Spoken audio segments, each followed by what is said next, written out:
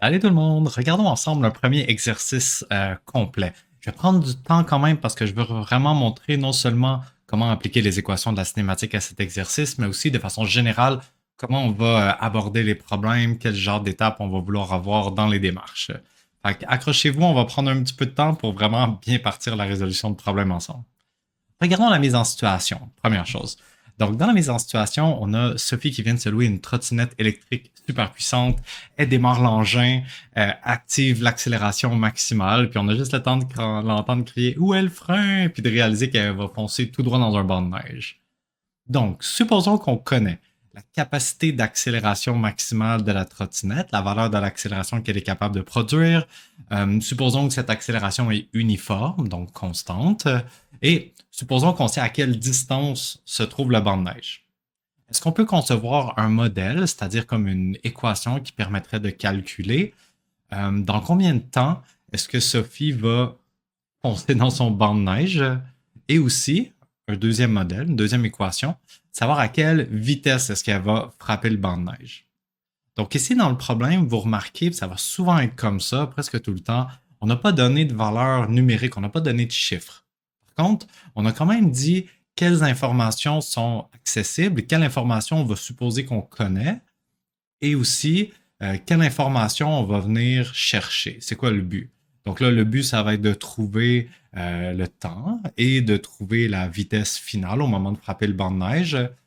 Puis qu'est-ce qu'on connaît déjà? Ben, on dit explicitement dans la question qu'on connaît la valeur de l'accélération, qu'on connaît la position du banc de neige. On va essayer de commencer à interpréter, conceptualiser la question avec ça. C'est vraiment la première étape. Avant de commencer à fouiller dans mes équations puis de faire de l'algèbre, je vais essayer de m'assurer que je comprends l'énoncé du problème. Puis pour vraiment bien interpréter puis comprendre l'énoncé du problème, qu'est-ce que je vais faire? Je vais le schématiser. Je vais le représenter sur un schéma. Alors, commençons à faire ça ensemble.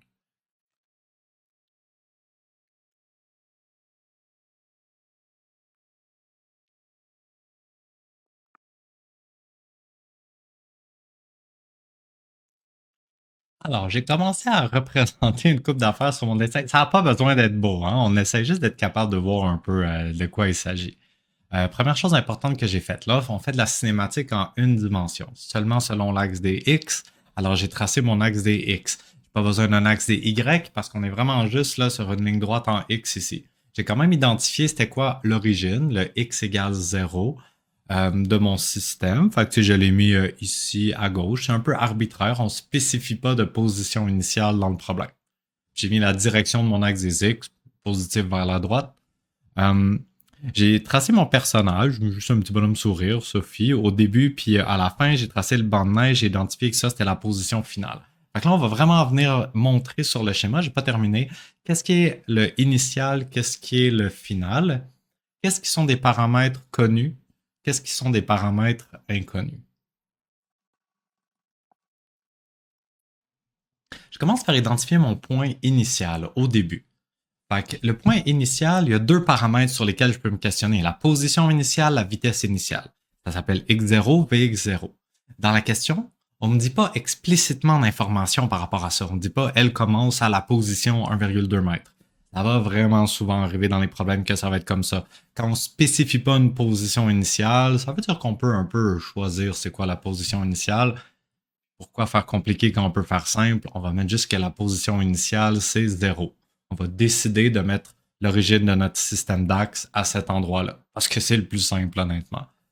Ensuite, la vitesse initiale. Dans le problème, ça aussi, là, c'est quelque chose qui va arriver souvent. On ne dit pas explicitement c'est quoi sa vitesse initiale. Il n'y a pas de chiffre nulle part. Par contre, des fois, il y a des indices qui vont nous aider à savoir c'est quoi la vitesse initiale. Ici, dans le problème, quand je le relis, je vois que ça dit elle démarre l'engin. Puisqu'elle démarre, ça veut dire que ben, au début, elle était arrêtée dans le fond. Mon problème commence au moment où elle commence son accélération, dans le fond, là, elle démarre l'engin. Donc, je vais dire que sa vitesse initiale, c'est 0. Pour être fin, je mets des unités. Position initiale, c'est des mètres. Vitesse initiale, c'est des mètres par seconde. Donc, autrement dit, je connais toutes les informations initiales. Je connais sa position initiale, je connais sa vitesse initiale. Génial. Maintenant, regardons qu'est-ce qui arrive avec le final. Alors, au final, elle fonce dans le banc de neige. Donc, c'est-à-dire qu'elle va toujours avoir une position finale puis une vitesse finale. C'est les deux mêmes informations, position puis vitesse. Est-ce que je connais sa position finale? Je regarde dans les informations de la question, puis ça dit de prendre pour acquis qu'on connaît la distance à laquelle le banc de neige se trouve. Ça veut dire qu'on la connaît, la position du banc de neige, la distance entre notre endroit initial puis notre endroit final. Fait que oui, je la connais, la position du banc de neige.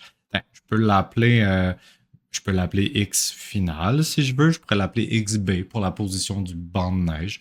Je vais mettre XF, tiens, X final. Je vais mettre un petit crochet juste pour me dire dans ma tête, hey, je le connais cette information-là. J'ai le droit de l'avoir dans mon équation finale. Pour la vitesse finale, la vitesse à laquelle elle va frapper le banc de neige.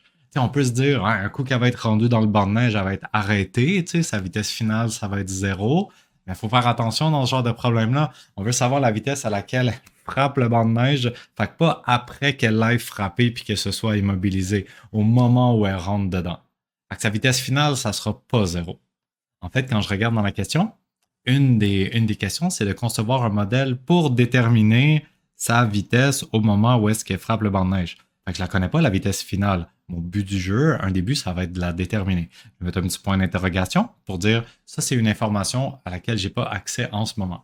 Fait que là, j'ai analysé le initial, je connais tout. J'ai initié le final, je connais la position, mais pas la vitesse. Mais là, pendant tout son trajet, il y a deux autres informations pertinentes dans la cinématique. Fait que pendant tout son mouvement, du début jusqu'à la fin de son mouvement qui nous intéresse, ben, il s'est écoulé un certain quantité de temps et aussi, pendant tout son mouvement, elle a subi une certaine accélération. Fait que ça, je ne peux pas dessiner ces informations-là au moment initial, au moment final. Ça, c'est des informations qui s'appliquent à tout le mouvement entre le point, pour nous qui était le point initial, puis le point final. Fait que je ne vais pas les dessiner juste à gauche, juste à droite. Je vais faire une petite ligne pour représenter sa trajectoire qui est en ligne droite. Puis sur cette ligne-là, je vais venir représenter l'accélération et le temps. Alors, j'ai tracé en mauve, je choisis mes couleurs un peu au hasard, hein. J'ai tracé en mauve la ligne qui représente le chemin qu'elle a fait. J'ai mis accélération et le temps. Ça veut dire qu'il faut que je me demande, est-ce que je connais ces informations-là? Je relis la question. Et dans la question, ça me dit, supposons qu'on connaît, qu'est-ce qu'on connaît? L'accélération de la trottinette. Ah, super, ça veut dire que je la connais, l'accélération. Dans la question, on me dit même de prendre pour acquis qu'elle est constante, uniforme. Une chance, parce que sinon, j'en ai pas d'équation pour gérer ça. On a juste l'équation du mouvement uniformément accéléré. Euh, donc, je la connais, l'accélération, parce que c'est écrit ici. Je connais la capacité d'accélération. Alors, je la connais, l'accélération. J'ai rien vraiment à mettre, OK? J'ai pas de chiffre pour l'instant. Je vais juste mettre AX, mais je vais mettre un petit crochet juste pour dire je la connais, cette information-là. Le temps que ça a pris pour se rendre jusqu'au banc de neige, est-ce que je le connais? Bien sûr que non, parce que un des objectifs, c'est de déterminer dans combien de temps on va frapper le banc de neige.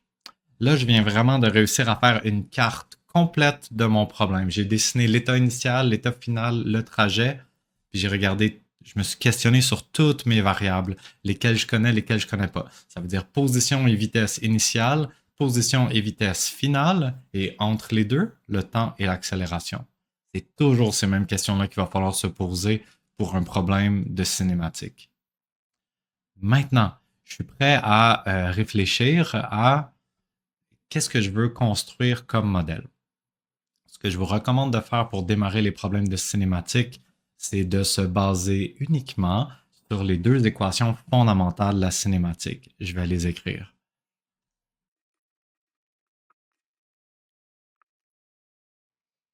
Et voilà, les deux équations fondamentales de la cinématique. Il y en a deux autres.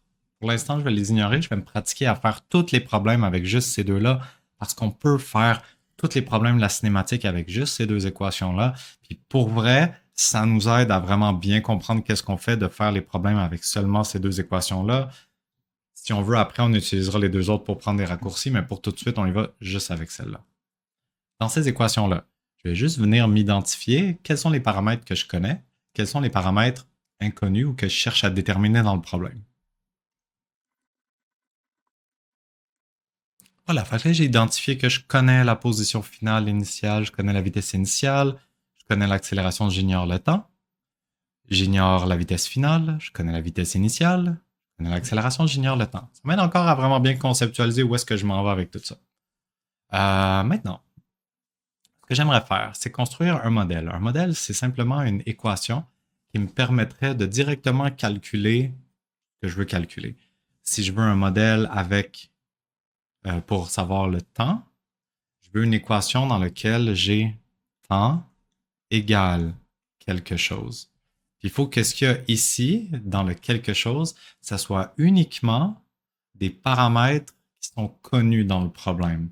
Je ne veux pas calculer le temps à partir d'une autre variable inconnue, comme la vitesse finale. Je ne connais pas, la vitesse finale. Je veux avoir une équation qui me permet de donner le temps en fonction de seulement les paramètres connus dans le problème. Quels sont les paramètres connus dans le problème? La position du banc de neige, la position finale et l'accélération. Je connais aussi le x0, le vx0, mais c'est 0. Fait que je ne vais pas les laisser dans mon équation. Je vais les éliminer complètement. Alors, je vais commencer à faire ça. Quand je regarde dans mes deux équations, l'équation 1 et l'équation 2, laquelle qui me semble le plus propice pour déterminer le temps, ben moi, vraiment, je vais dire que c'est la première. Pourquoi? Parce que dans la première équation, le seul inconnu, c'est le temps. Alors que dans la deuxième équation, j'ai deux inconnus, le temps et la vitesse finale. Donc, je vais commencer en utilisant la première équation puisque je devrais être capable d'isoler le temps dans cette équation. Allons-y avec ça pour notre premier modèle. Tiens, disons le A. Alors, je vais réécrire cette équation. Par contre, je vais remplacer les choses que je sais déjà qui valent 0. Ça va me permettre de simplifier.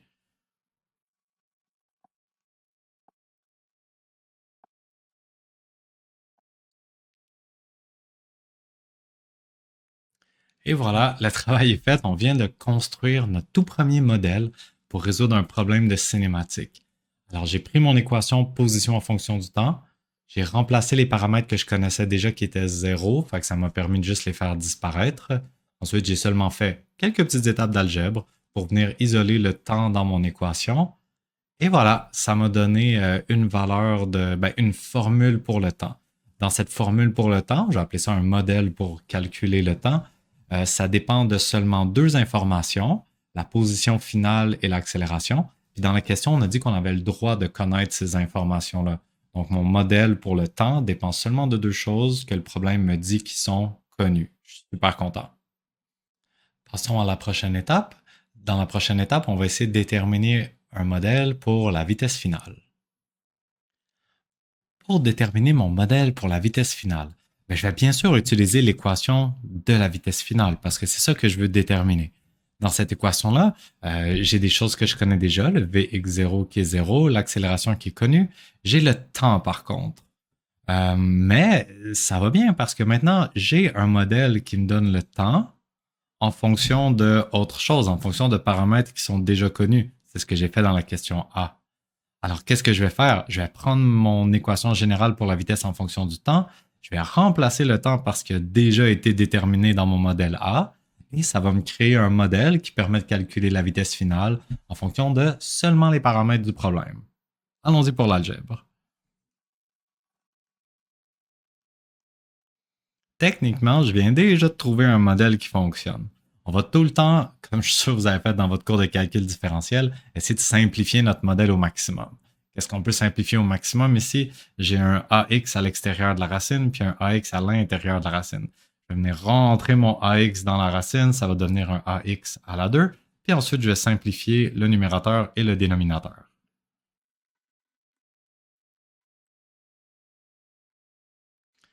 Et voilà, je viens de réussir à obtenir un modèle pour ma vitesse finale en X qui dépend seulement des deux paramètres que je connaissais dans le problème, la position du banc de neige et l'accélération de la trottinette. Une petite affaire à préciser. Ça se peut que vous vous dites, hey, attends une minute, là, quand tu as mis une racine carrée, tu sais, quand on enlève un à la 2 pour mettre une racine carrée, moi j'ai entendu, mettons en mathématiques, tu es supposé mettre un plus ou moins devant la racine carrée. C'est vrai ça. C'est vrai que techniquement, quand j'ai trouvé mon t ici, là, j'aurais dû mettre un petit plus ou moins devant la racine carrée. Même chose donc pour mon modèle de Vx. Par contre, on va juste réfléchir un peu à ce que ça veut dire en physique dans le contexte de notre problème. Un temps négatif. Un temps négatif, ça représente un temps avant même qu'elle ait démarré. Est-ce que physiquement, ça a un sens qu'elle a foncé dans le banc de neige avant même d'avoir démarré sa trottinette? Non, ça n'a pas de sens ici. Dans le contexte de ce problème-là, le temps négatif ne veut rien dire. Donc, j'ai pas mis de plus ou moins, j'ai juste pensé au temps positif. Même chose avec la vitesse en X. Le moment où elle a frappé le banc de neige, sa vitesse en X était positive, elle allait vers la droite. Vitesse négative n'a pas de sens physique dans ce problème-là, donc j'ai choisi de garder juste le positif. Là, peut-être c'est un peu déboussolant. J'ai fait tous ces problèmes-là, j'ai mis aucun chiffre. J'ai donné aucun chiffre dans la question, j'ai calculé aucun chiffre dans la réponse. On est vraiment plus habitué de faire des problèmes de sciences dans lesquels on commence avec des chiffres puis on finit avec des chiffres. L'approche qu'on aborde dans le cours de mécanique, on va s'y habituer, mais ça va super bien aller, c'est de construire des modèles généraux. Là, je viens de construire un modèle qui marcherait pour n'importe quelle distance de bande de neige, n'importe quelle accélération de trottinette. Si je voulais faire le calcul, tout ce qui me resterait à faire, c'est de plugger les bons chiffres aux bons endroits. Des fois, pour valider que nos modèles fonctionnent, ce que je vais pouvoir faire, c'est vous donner des chiffres, vous demander de les mettre dans vos modèles, puis ensuite de voir qu'est-ce que ça donne comme réponse, puis vous allez pouvoir valider si ça donne la bonne réponse numérique. On va le faire pour ces problèmes-là. Mais ce qui va être exigé de vous, c'est vraiment ce que je viens de faire. Construire un modèle physique qui dépend de variables, de paramètres du problème qui sont des paramètres connus. On va se pratiquer à faire ça, puis vous allez être entièrement capable de le faire, promis. Donc, essayons la petite étape de valider notre modèle avec des données numériques. Donc ici, on nous dit validez vos modèles avec les valeurs numériques suivantes. À la fin complètement du problème, là, on donne les chiffres disponibles et on peut les essayer dans nos modèles après avoir construit nos modèles. Ben là, après, c'est facile, j'ai juste à prendre des chiffres, mettre dans mes équations, faire mon calcul.